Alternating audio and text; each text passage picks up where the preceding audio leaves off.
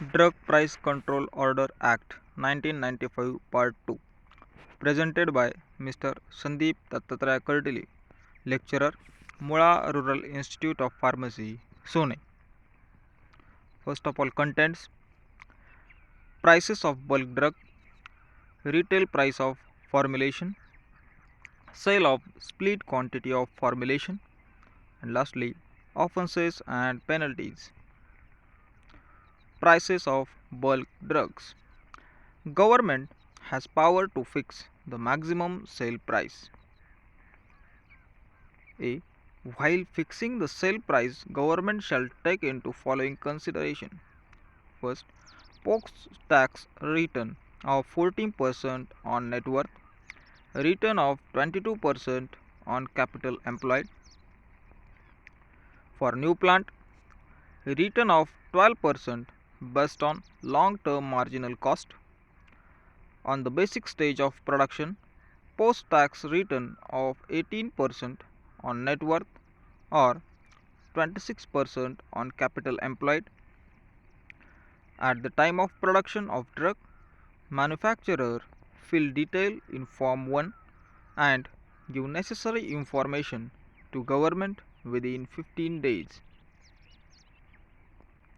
Make necessary inquiry and then government fix maximum sale price if bulk drug and noted in official gazette. Government also fix or revise the price of non-scheduled bulk drugs. Then formula for retail price of formulation.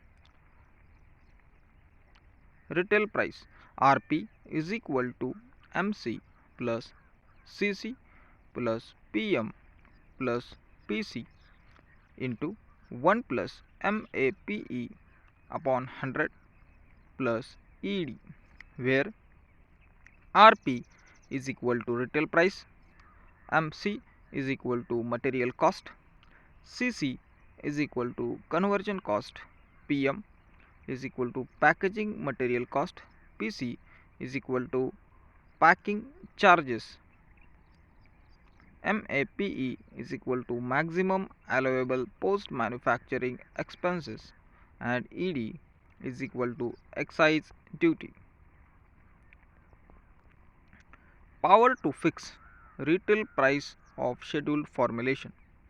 Government fix the retail price of bulk drug and manufacturer use drugs in scheduled formulation. For price revision of such formulation, manufacturer should apply within 30 days.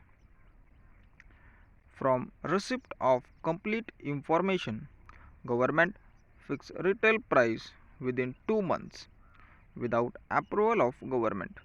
Manufacturer should not increase retail price of drug. Then manufacturer should not market it new formulation. No person shall sell imported scheduled formulation. Power to fix ceiling price of scheduled formulation. Government fix the ceiling price of scheduled formulation with formula given in the paragraph 7. Keep cost and efficiency or both. Ceiling price for formulation including those sold under generic name. Fixed revised ceiling price for scheduled formulation either on its own motion or on application made in prescribed form. Power to revise price of bulk drug and formulation.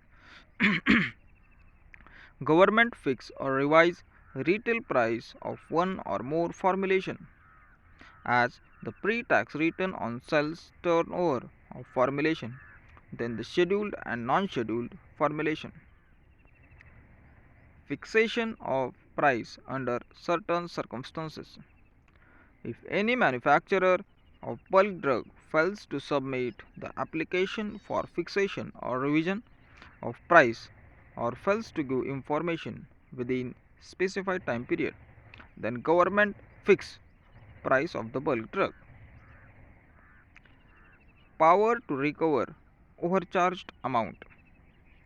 If any manufacturer or importer charging higher price than the price fixed by the government. Then government may recover the overcharged amount.